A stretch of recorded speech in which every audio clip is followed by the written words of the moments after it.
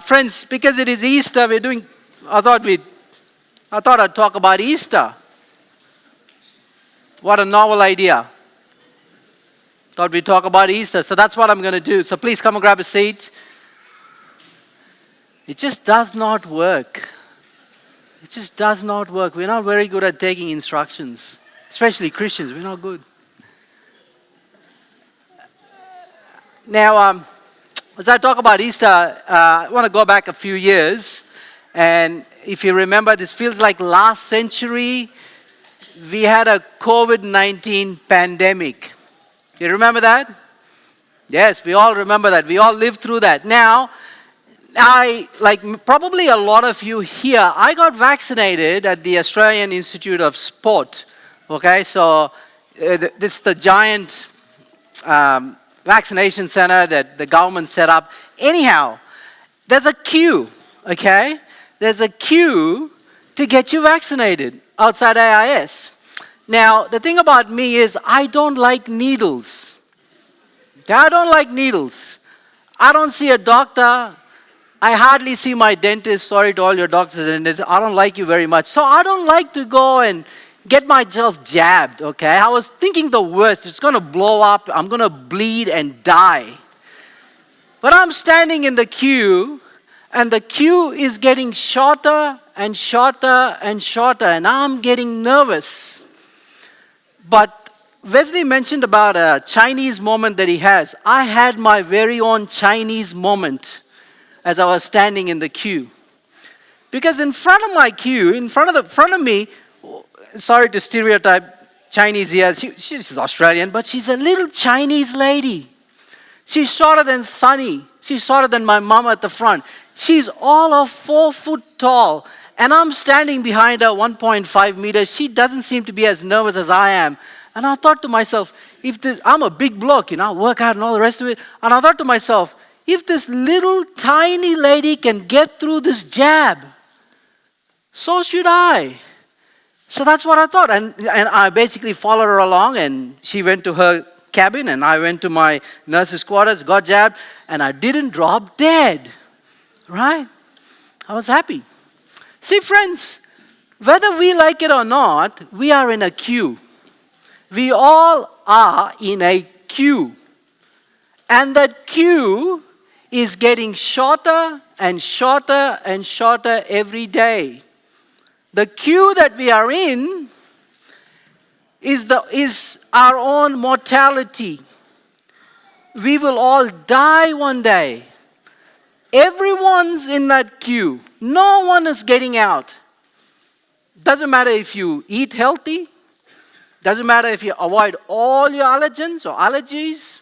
Doesn't matter if you live in Australia, you have private health insurance. It doesn't matter if you're a tech billionaire who spends millions of dollars for biohacking. Brian Johnson is going to die. He is also in this queue. We are in this queue.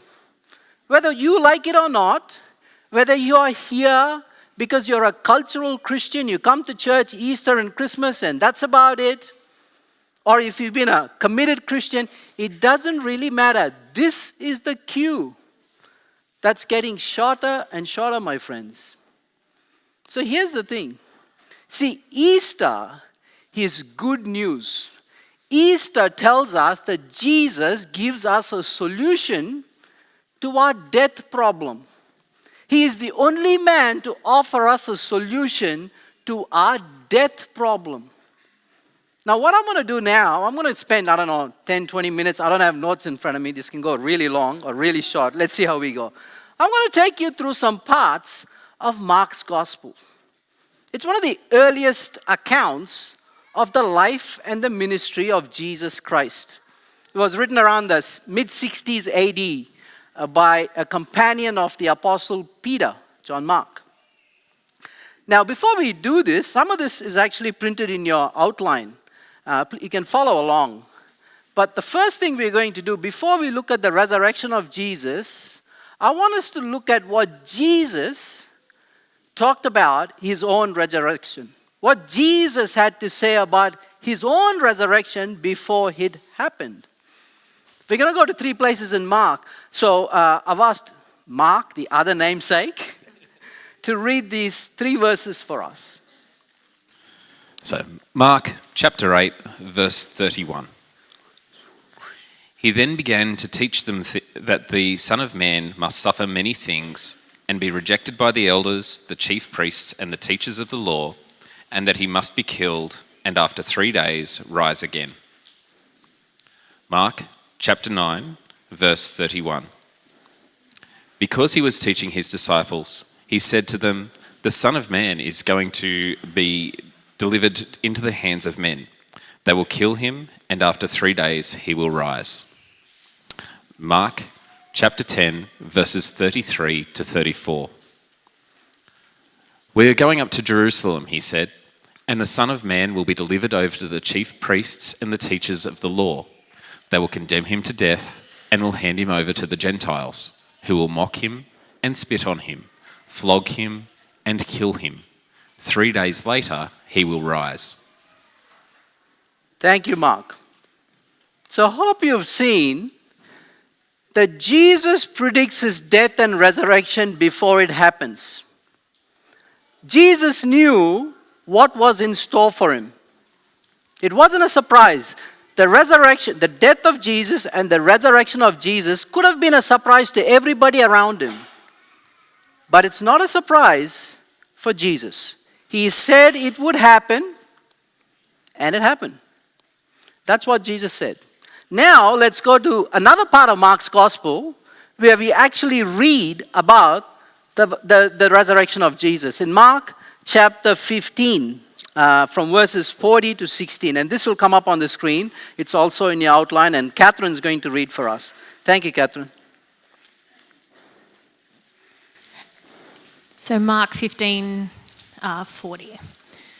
Some women were watching from a distance. Among them were Mary Magdalene, Mary the mother of James the younger and of Joseph, and Salome. In Galilee, these women had followed him and cared for his needs. Many other women who had come up with him to Jerusalem were also there. It was preparation day, that is, the day before the Sabbath. So as evening approached, Joseph of Arimathea, a prominent member of the council, who was himself waiting for the kingdom of God, went boldly to Pilate and asked for Jesus' body. Pilate was surprised to hear that he was already dead. Summoning the centurion, he asked him if Jesus had already died. When he learned from the centurion that it was so, he gave the body to Joseph. So Joseph bought some linen cloth, took down the body, wrapped it in linen, and placed it in a tomb cut out of rock. Then he rolled a stone against the entrance of the tomb. Mary Magdalene and Mary, the mother of Joseph, saw where he was laid. When the Sabbath was over, Mary Magdalene, Mary, the mother of James, and Salome bought spices so that they might go to anoint Jesus' body. Very early on the first day of the week, just after sunrise, they were on their way to the tomb, and they asked each other, "Who will roll the stone away from the entrance of the tomb?" Thank you, Catherine. See, friends, Mark and the other gospel writers make it very clear for us that Jesus was firstly dead and he was buried. It's no hallucination. The Romans knew a thing or two about how to kill a man. It's an art form. The Romans confirm that Jesus was indeed dead. Mary and the other Mary and Salome knew, these women knew where Jesus was buried. They see him dying on the cross, and then the dead body being taken down to Joseph of Arimathea, wrapped in a linen cloth, which is as the Jewish custom would go, and bury him in the tomb. And Joseph of Arimathea, with the help of others, rolls a giant stone in front of his grave. See, on Sunday morning, these women were not expecting a miracle. They were expecting a corpse. Basically, they went to the tomb to do what we would do when we visit the graveside of a loved one. We take flowers. That's what they wanted to do. They didn't take flowers. They took spices to put the spices on top of the linen wrapping the dead corpse of Jesus. That's all they expected. That's what they were there to do, but they have a problem with this stone. It's too big for these women to do it, so they were wondering who is going to roll the stone away. But friends, I want you to notice, this is not hallucination. This is not somebody else dying in the place of Jesus. This is Jesus of Nazareth who was dead and he was buried. There's no two ways about that. But Mark goes on to tell us what happened on that Resurrection Sunday. And the second thing we need to know about from Mark's account is that Jesus was not only dead and buried, but he's also risen and he is ruling. So I'm going to ask Catherine once again to read this part of Mark's Gospel to see what happens in the story. But when they looked up, they saw that the stone, which was very large, had been rolled away. As they entered the tomb, they saw a young man dressed in a white robe sitting on the right side, and they were alarmed. "Don't be alarmed," he said. "You are looking for Jesus of Nazareth, who was crucified. He is risen. He is not here. See the place where they laid him? But go tell his disciples and Peter, he's going ahead of you into Galilee. There you will see him just as he told you." Trembling and bewildered, the women went out and fled from the tomb. They said nothing to anyone because they were afraid. Thank you, Catherine. See, friends, Jesus is risen and he is ruling. Why do I say that? Lots of people can say stuff about what's going to happen to them, but we can't execute. Jesus wasn't one of us. In a sense that he was the Son of God. So look at the first problem they had. The first barrier is the stone. That stone is being rolled away. The second shock they received on that Sunday morning is the message of the messenger from God. It is the tomb where Jesus was buried. You're not in the wrong place. You are looking for Jesus of Nazareth, who was crucified. He is risen. He's not here. But then go and tell his disciples that he is going ahead of you to Galilee. There you will meet him just as he told you. See, friends, Jesus is not somebody who can make predictions and not follow through. But all this is pretty remarkable stuff. This is not stuff that you and I can expect every day. And the reaction from these women is exactly how I would react, you would react if you were in their place. Terrified and bewildered, these women went out and fled from the tomb, and they didn't say anything. That's how the oldest ending of Mark's Gospel ends. They don't say anything.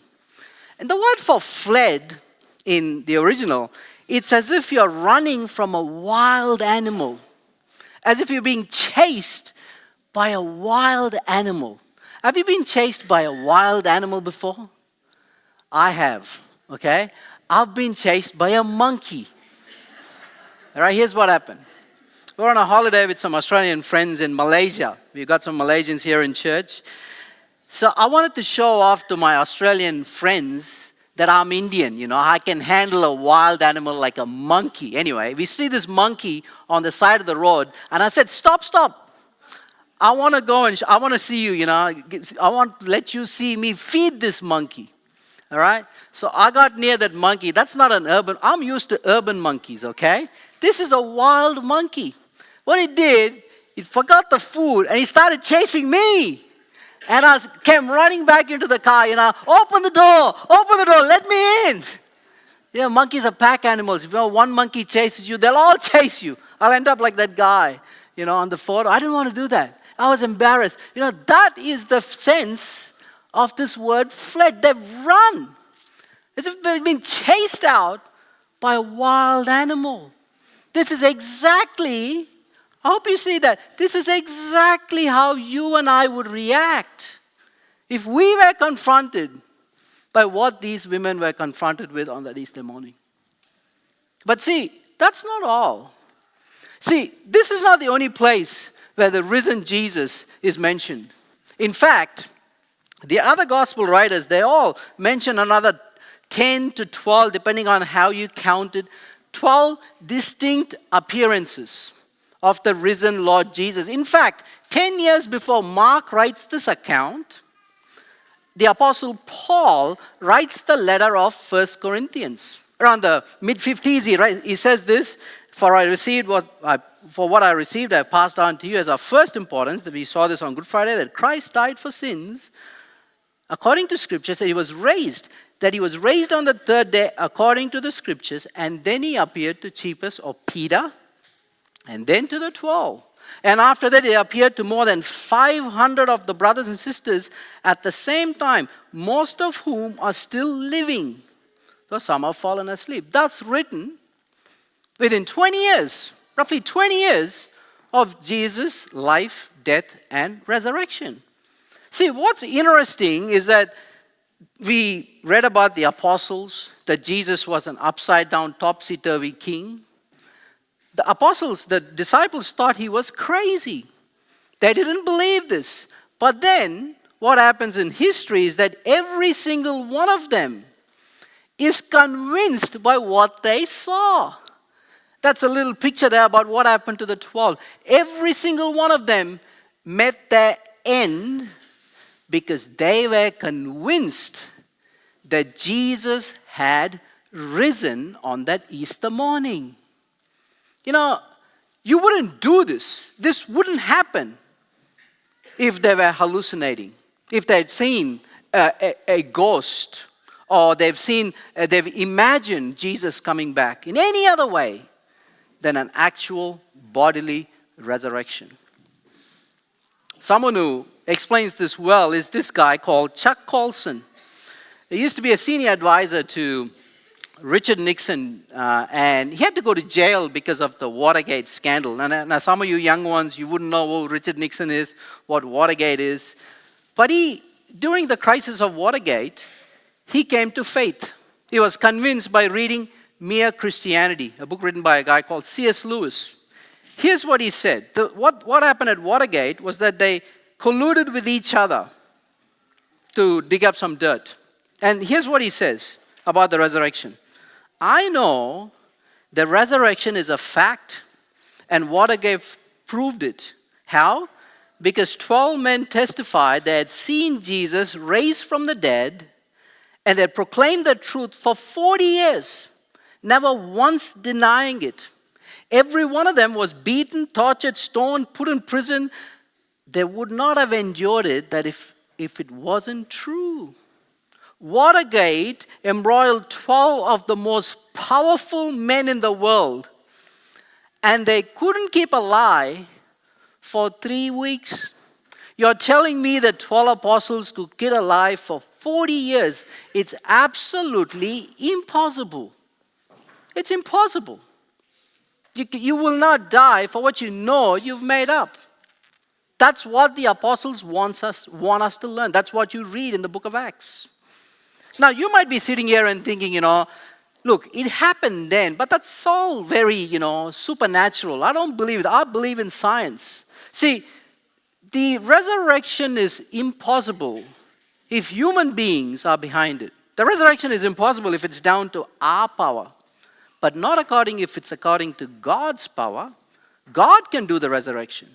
In fact, if you read the gospel, Jesus does these things which are incredible.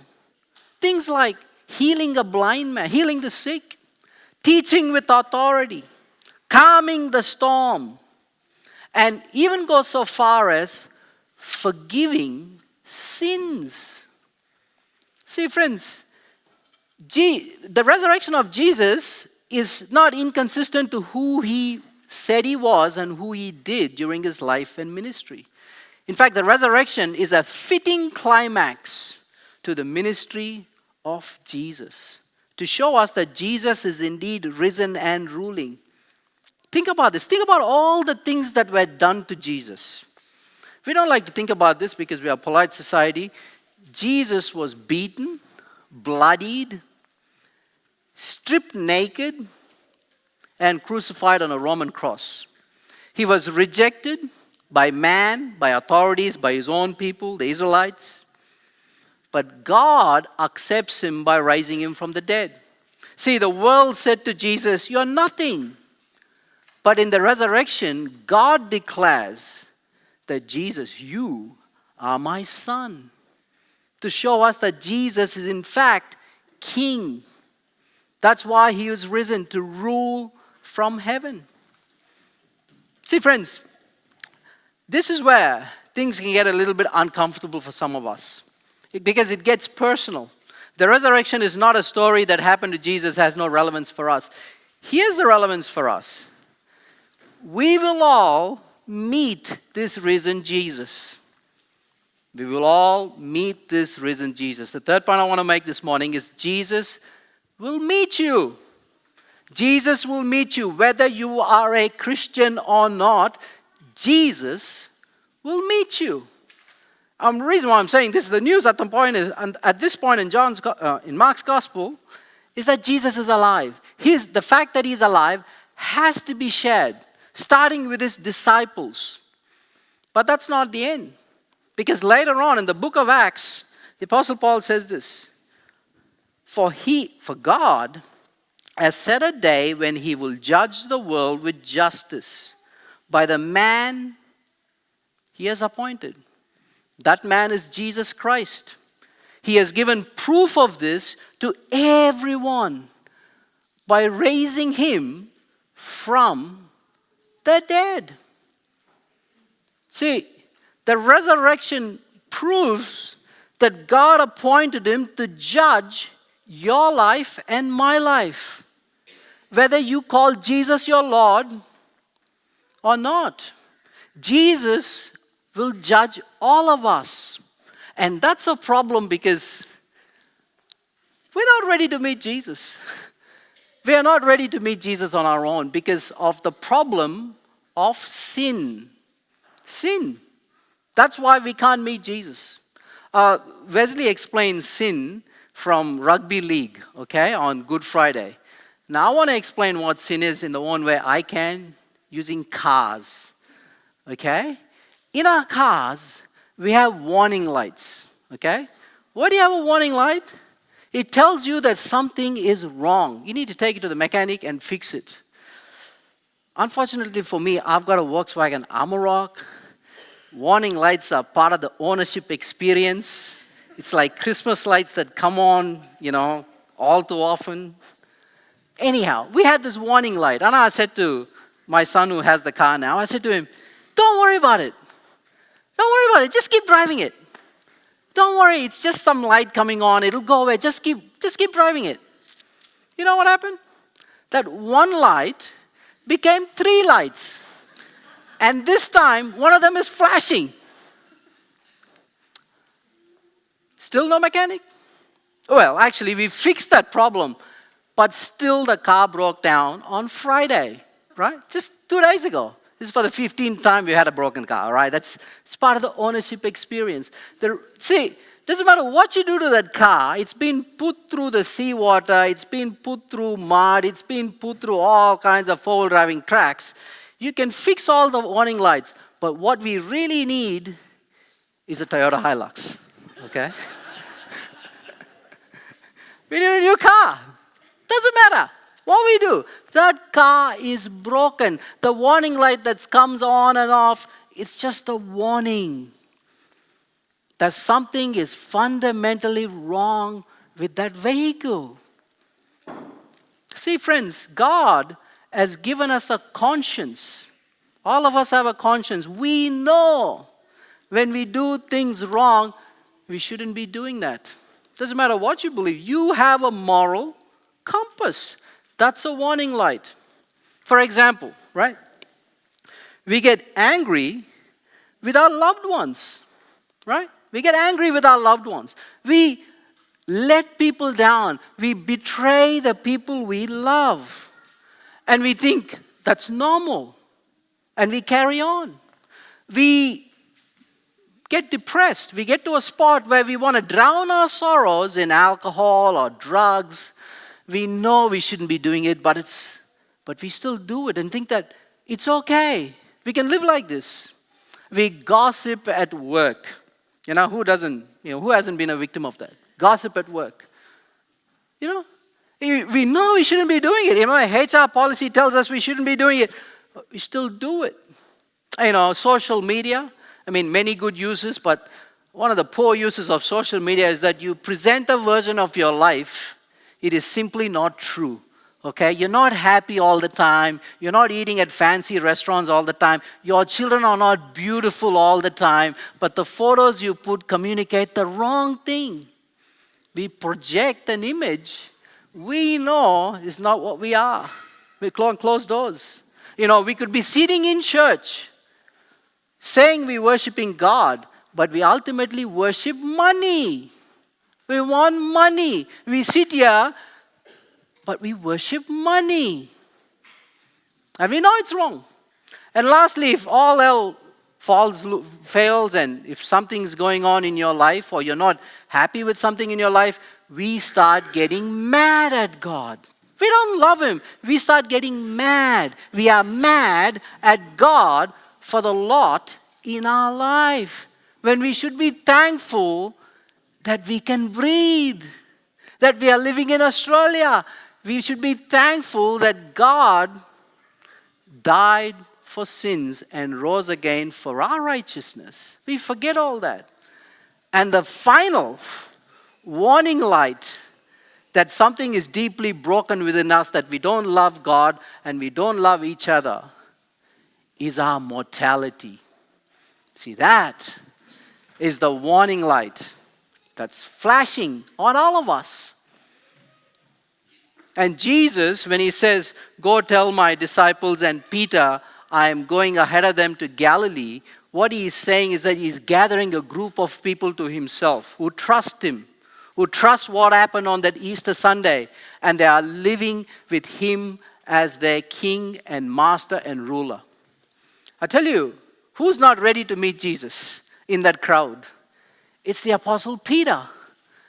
Peter in the story, if you read that story in Mark's Gospel, what Peter says, "Lord, everybody will fall away, but I'll get your back. I have your back. I will die with you," Peter says. But when the rooster crows the third time he denies Jesus, Peter starts weeping. He starts crying. He realizes that he's not who he projected he was. He's been lying to everybody. He's been a big shot before the 12. But when that moment came, he gave up on Jesus. He did not love Him. He did not love God, and he did not love his neighbor, and he wept because he knew his sin has finally come home to roost. He was exposed. But see, Jesus has this beautiful way of restoring broken people like Peter. He could have just said, "Go tell the disciples." No. God tells the disciples and Peter to tell him that, "Hey, you gave up on me. You're not ready to meet me, but I am ready to meet you." He has the opportunity at forgiveness as he trusts in a risen Lord Jesus. Now he gets a second chance in life to live in a manner that loves God and loves his neighbor by putting his trust in Jesus Christ and trusting that He is who He said He is. And death is no longer the final thing that Peter has to face. He is crucified upside down later on. Why? Because he knew that death is not the end of the queue, my friends. And so I want to share a story of a friend of mine, Gerard.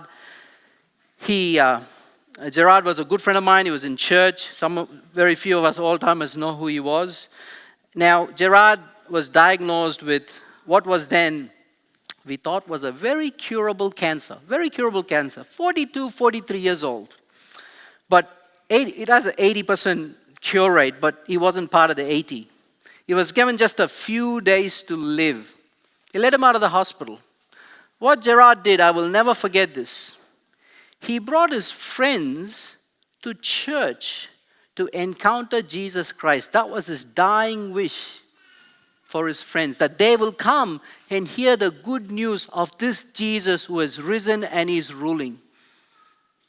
And just a few days before, he was in my fellowship group, so it was just a few days before I visited him at the hospital. Now, I haven't been exposed to a man so young dying. And I was nervous, I was sad. I did not know what to ask him. I asked him the stupidest thing that anybody could ask a dying man who's been given 1 or 2 days to live.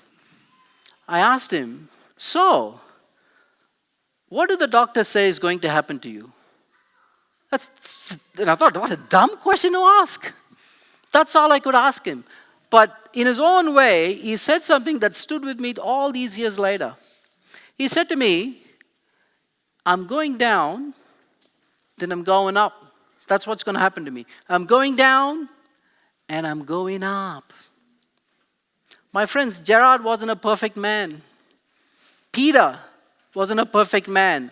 I am not a perfect man. You are not a perfect person, but we have a perfect Savior who's risen and he is ruling. See, with that hope, Gerard could face his death with confidence. And he was a witness till his dying moments that Jesus is alive. And Gerard was ready to meet him. Here's the question, my friends. You will meet him. I will meet Jesus. The question before us is, are we going to front up on that day as somebody who has to stand God's judgment for all the things that we sin and we don't even know it?